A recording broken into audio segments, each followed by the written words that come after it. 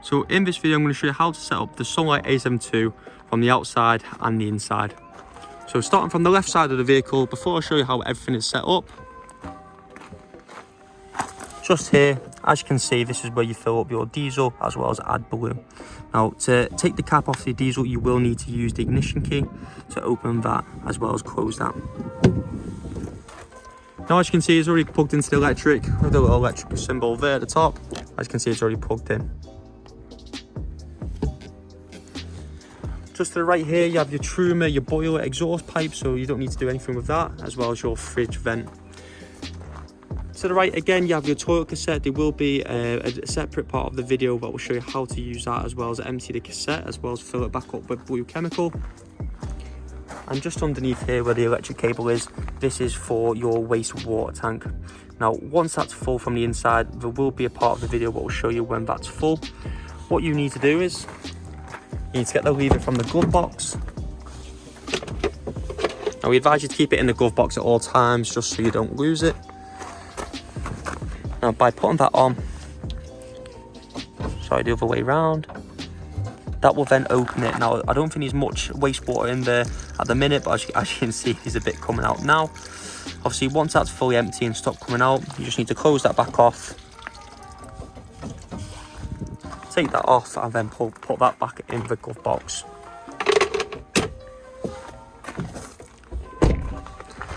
Now moving back round to the other side, as you can see there at the top, you've got your reversing camera. Now here we have the access to the garage. Now all these locks are exactly the same. You use the same key to open them and unlock them. I'll overlay another video now how to open that.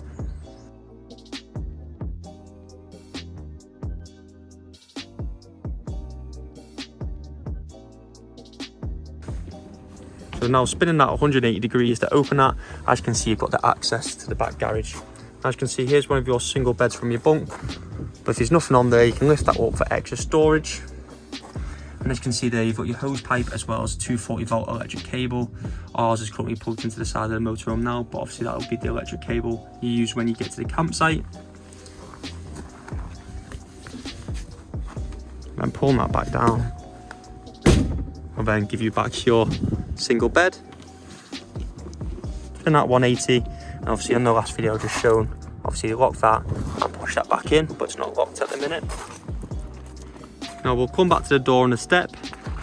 Moving further along, here you have your water tank. As you can see, spin that to the side, that'll give you access to fill up your water tank. Now when you're filling that up inside on the main control panel, is a way of gauging when that gets to 100%. But once it is full, the water will start coming out quite quickly, so you'll know when that's full from the outside. But keep an eye on the gauge inside, and once that gets close to 100%, then obviously you can turn that off. Going back to the right, we have our gas locker. As you can see, it's the same locks as the rear garage. It's currently open at the minute, but obviously putting that back onto the right on the latch, sorry. This will then give you access to your gas locker. You've got a bit more storage there if you did need to change your gas bottle over. Now there is a little sign at the very bottom to show you which way it is to turn off the gas bottle, as well as remind you which way it is to turn on. So turn right to turn it on. Let that feed through for about 5 minutes, then obviously you'll be able to use the gas appliances inside of the vehicle. Now we do advise you to keep that turned off while travelling, and then obviously once you get to your campsite you can turn that back on.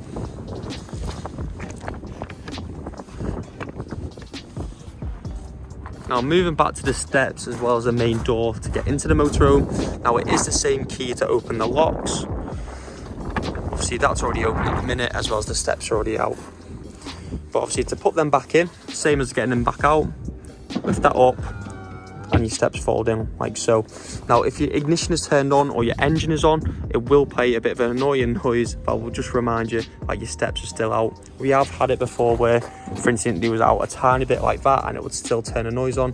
So if you are about to pull away from the campsite or moving, just make sure that's tucked in tightly. Obviously to pull the steps back out, using the very bottom button.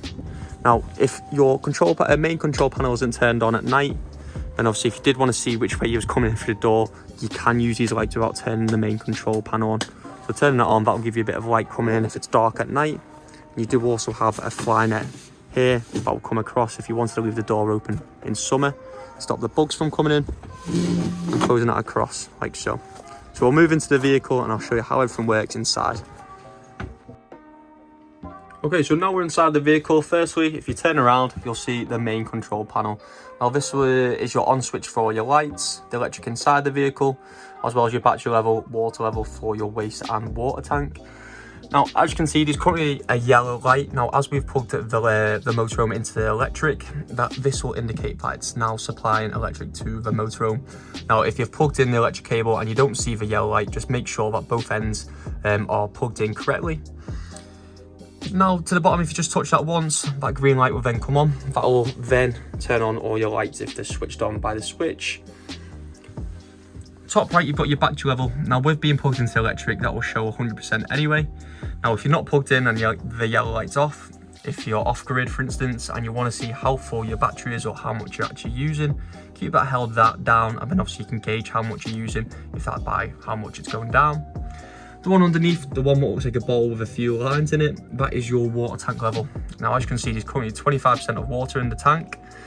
Now, when you're filling up the water tank from the outside, obviously keep an eye on that. Once it gets close to 100%, just make sure, once it does get to 100, and you pull the hose pipe out and turn the water off.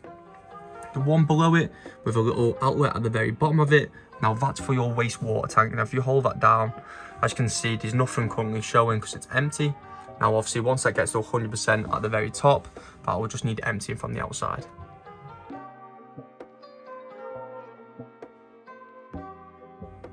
Now, the back of the vehicle, underneath the main control panel, to lock your door at night, push that in, and then that will then lock the door from the inside.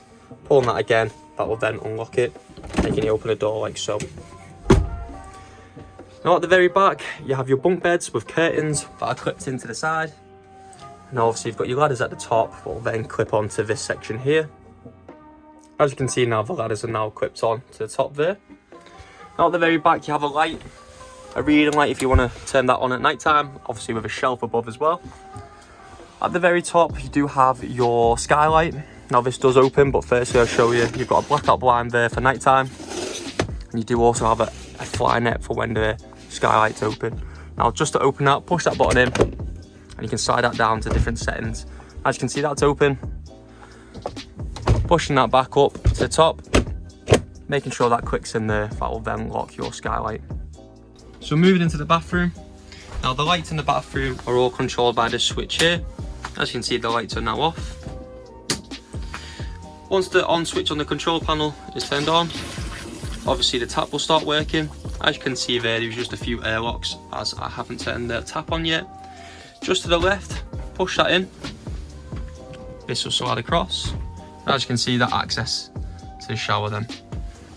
Now, if you just look to the left here, you do also have a board that will then cut off the last bit of the toilet, what's showing. And you do have your ports, that are your drainage ports down there as well, but they're already open, so you don't need to worry about them.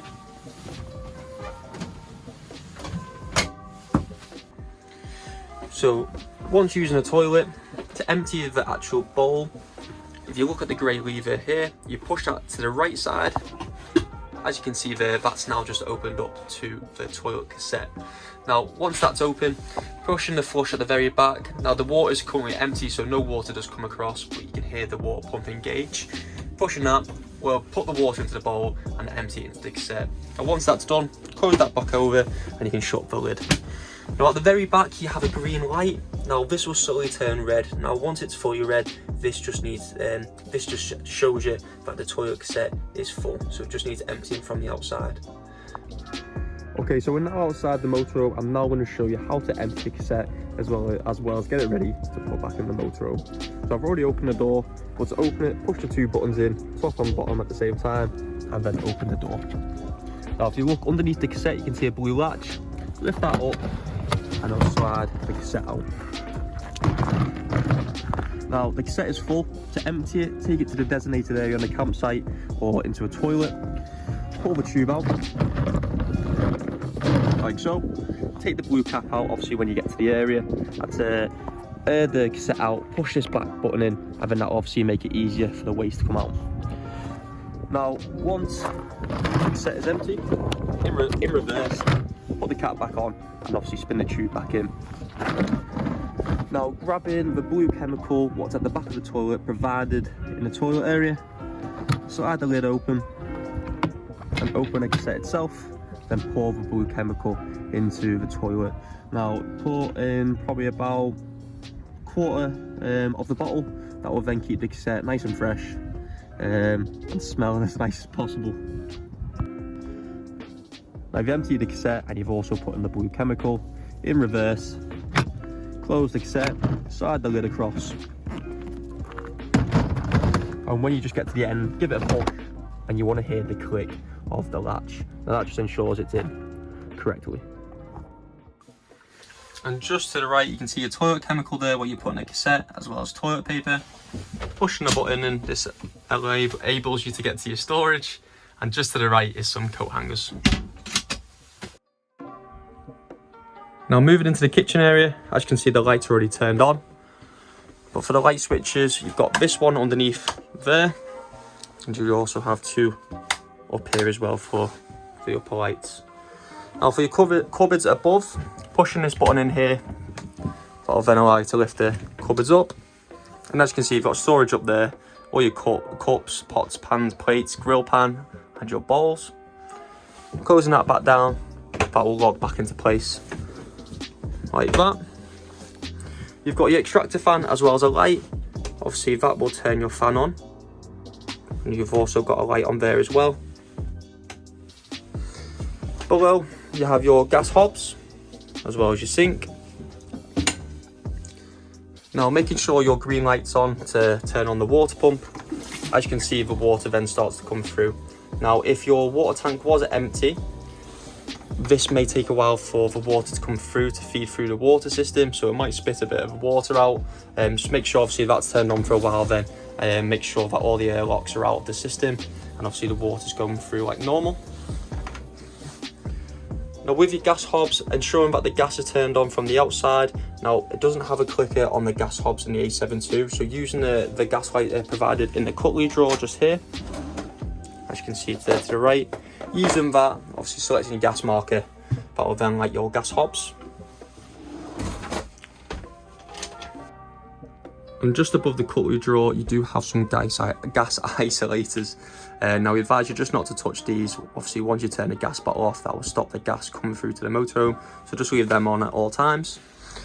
Then obviously with your oven, you do have an electric lighter, so obviously select your gas marking, and then obviously holding that down, then that will obviously turn the oven on. You have storage just to the right. As you can see, there's also some cleaning products there. Storage below.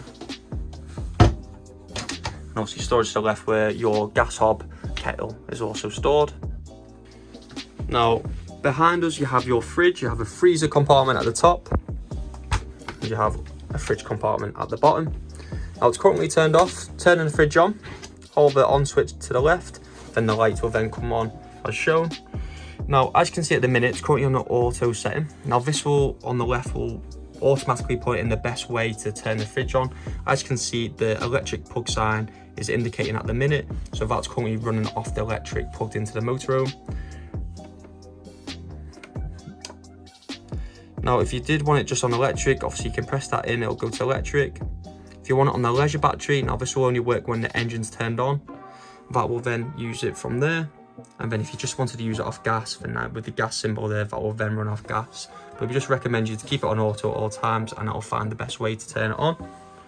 And just to the right here, sorry, this one in the middle, this will then determine how cold you want the fridge. So more bars, the colder it will get. Now once it's already at a right temperature, or a cold enough temperature, and obviously you can turn that down. That will save a bit of electricity, and that will keep everything inside the fridge cold. Now underneath the fridge and above, you have storage, again with the same lock. Lifting that up there, as you can see, your storage. And then here you have storage as well as your cushion for your bed in the middle. And storage again here. And there at the very bottom is your boiler for your water as well as for your heating.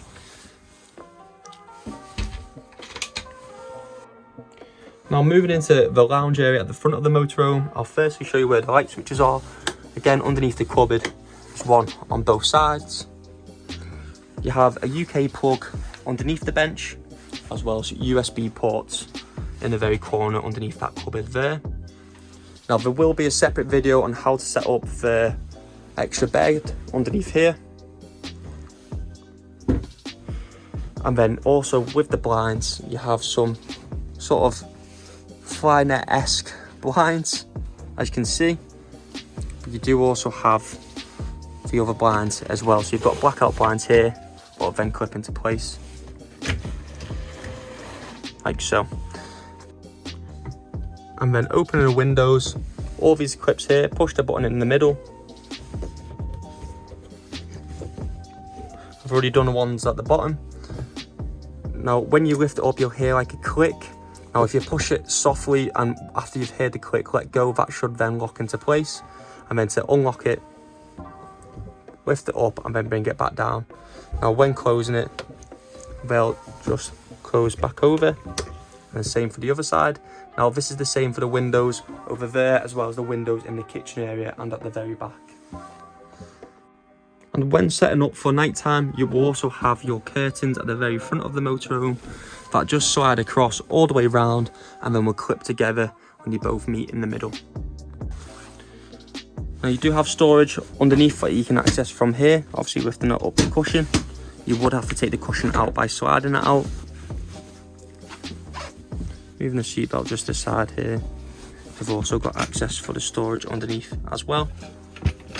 And that's the same for the single seats. I will take the cushion out this time. As you can see, you've got storage underneath there as well.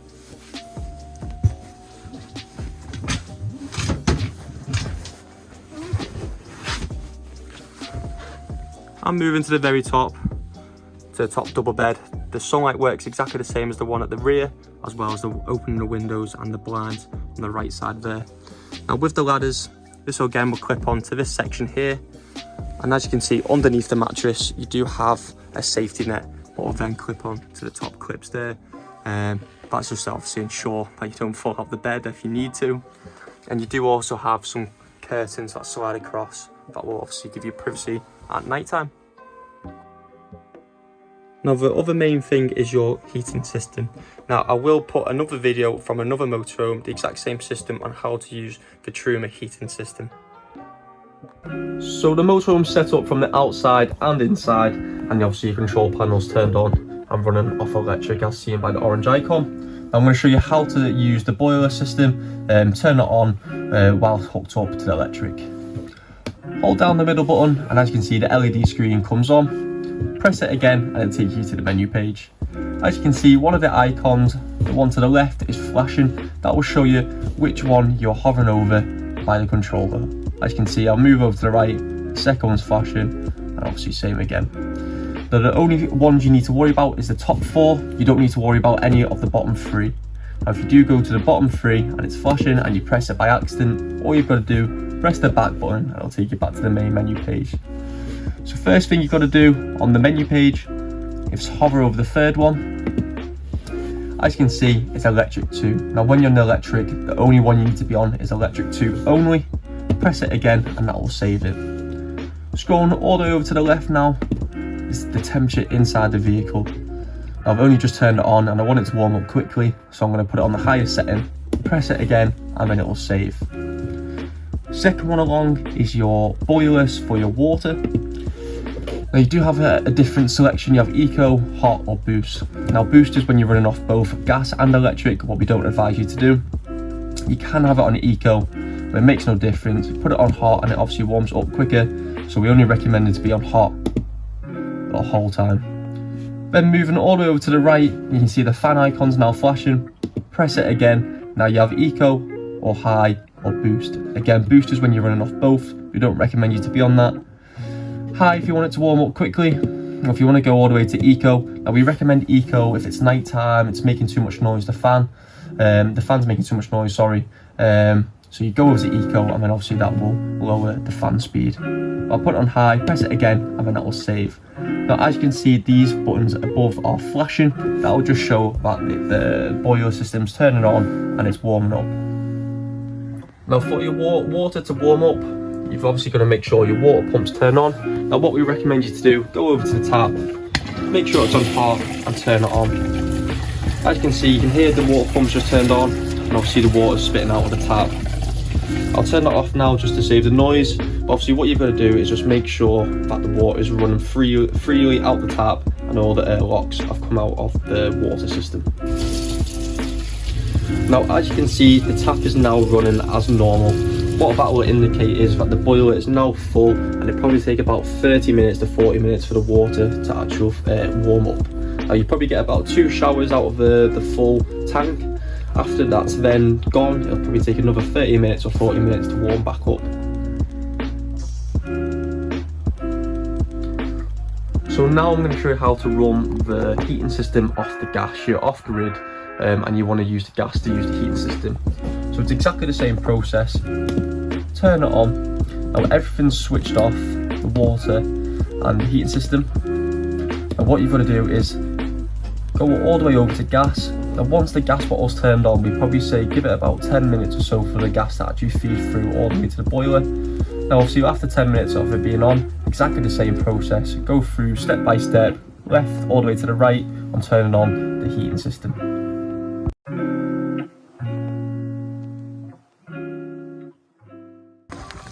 Now if water's leaking from the very centre of the motorhome, right there, going back into the motorhome, this is water leaking from your water tank, just meaning that the valve is currently open.